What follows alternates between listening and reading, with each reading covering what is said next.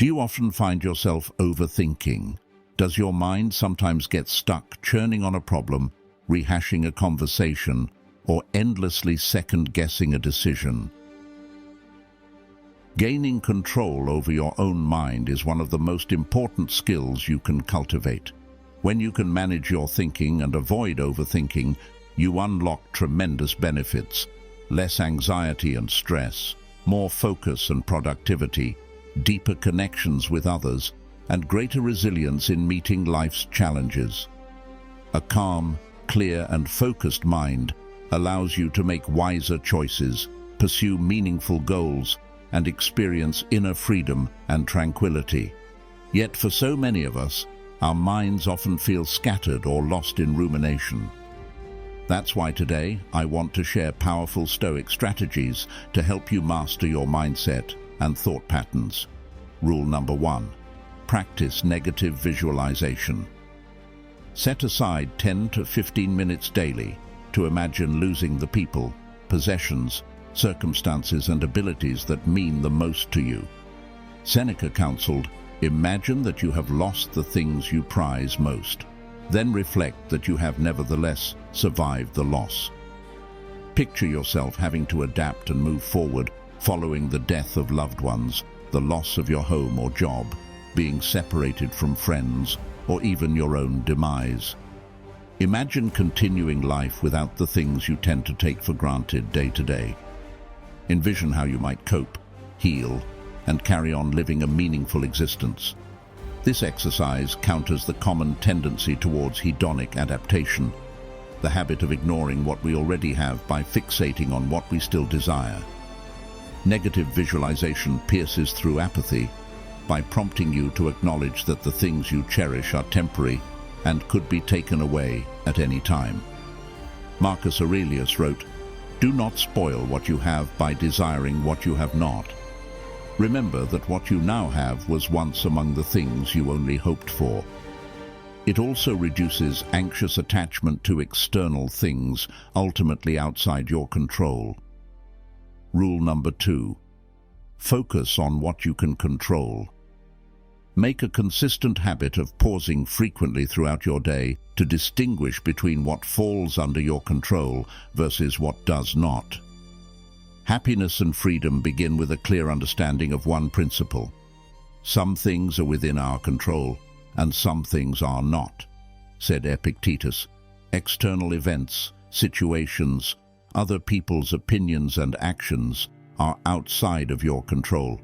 You did not choose the time and circumstances of your birth or upbringing, and you cannot prevent illness, aging, and death, common to all human lives.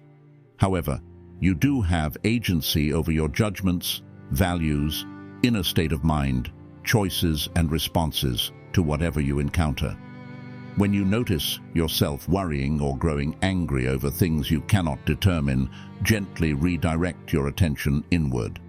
Conserve mental energy for skillful management of what lies within your power. Act thoughtfully rather than reactively. Accept the necessary constraints of reality with calmness instead of resisting pointlessly. Seek wisdom and virtue in your own choices rather than attempting to control what is not yours to command. Rule number 3. Live according to nature and virtue. Carefully reflect on what aligns with human excellence and wisdom. Orient your thoughts and actions around the 4 Stoic virtues of practical wisdom, justice, courage, and moderation. These principles represent the best of human nature. To live in agreement with nature is to live virtuously. Focus your mind consistently on aligning with virtue. Evaluate your judgments and behaviors. Are they wise, just, brave, and moderate? What requires correction or improvement? Filter out mental clutter that distracts from excellence. Do not waste energy regretting the past or worrying about the future. Commit each present thought, word, and action to the pursuit of wisdom, justice, courage, and moderation. Rule number 4. Manage your beliefs. A foundational Stoic practice is witnessing your initial beliefs and judgments with careful objectivity before letting them carry you away. Rather than automatically assenting to each thought or impression, take a step back to evaluate it. Question whether it seems true and useful before allowing it to dictate your state of mind. Epictetus advised, "Don't just say you have read books. Show that through them you have learned to think better, to be a more discriminating and reflective person." Impressions often contain kernels of truth, but not the whole truth. They may only represent one selective perspective. Therefore, you must rationally analyze the judgment or opinion presented to discern the full picture. The discipline of managing impressions requires constant vigilance, but taking control of your judgments prevents outside influences from controlling you. When you treat each impression as suspect up front, very few will succeed in penetrating your inner citadel without approval. You remain the ultimate arbiter over the content of your mind. Next rule is, maybe you do not want to hear this, but... Rule number 5. Limit desires. Desire can be a major source of suffering and disappointment. The more we crave possessions, status, pleasure, etc., the more dependent we become on external things for happiness. This dependency gives away our power. As Epictetus said, "Do not seek to have events happen as you want them to, but instead want them to happen as they do happen, and your life will go well." Make a habit of carefully distinguishing between what is necessary versus what is merely preferred. Necessities like food, shelter, and health are limited, but comforts and pleasures can become endless desires. If obtaining something compromises wisdom or virtue, recognize it as contrary to nature. Rule number 6.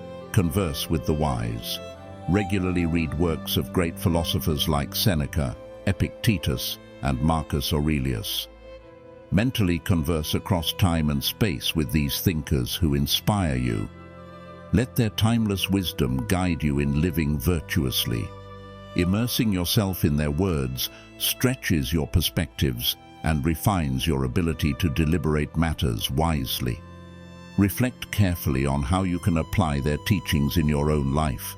Use their writings as training weights for your mind to grow into a wiser, more insightful person.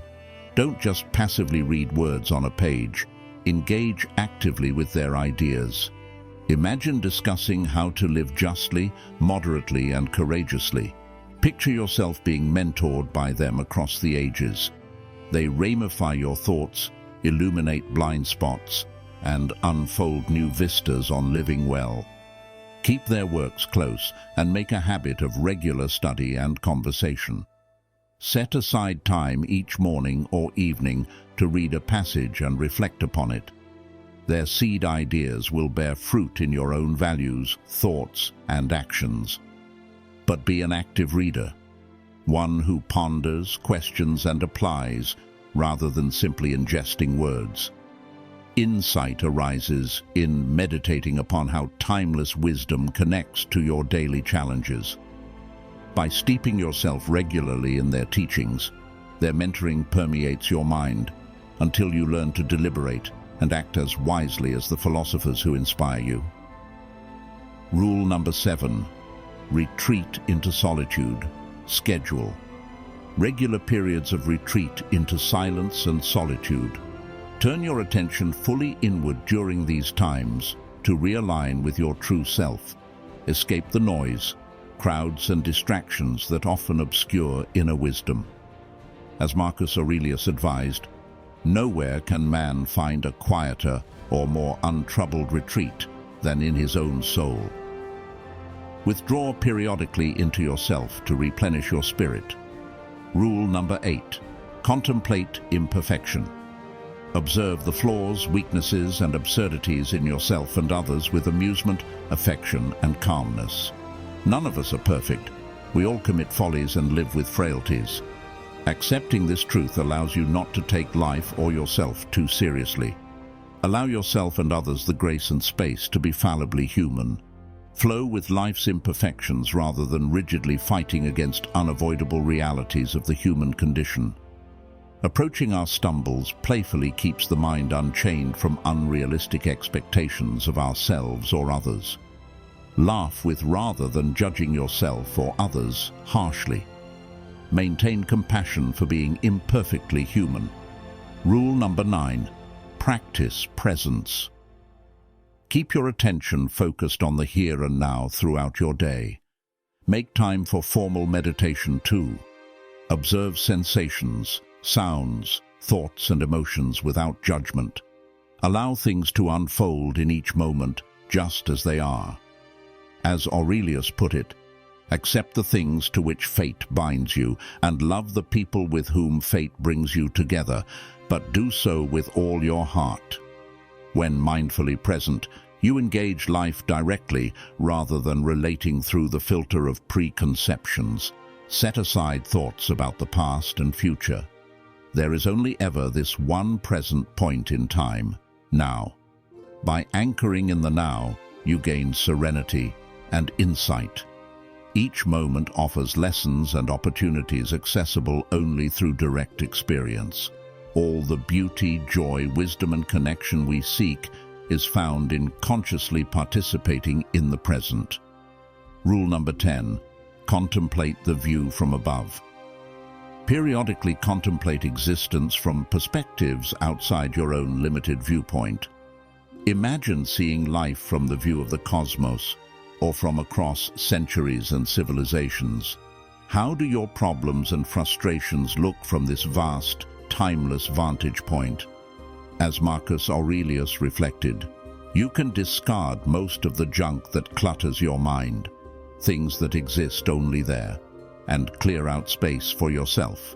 By comprehending the scale of the world, by contemplating infinite time, by thinking of the speed with which things change, each part of everything, the narrow space between our birth and death.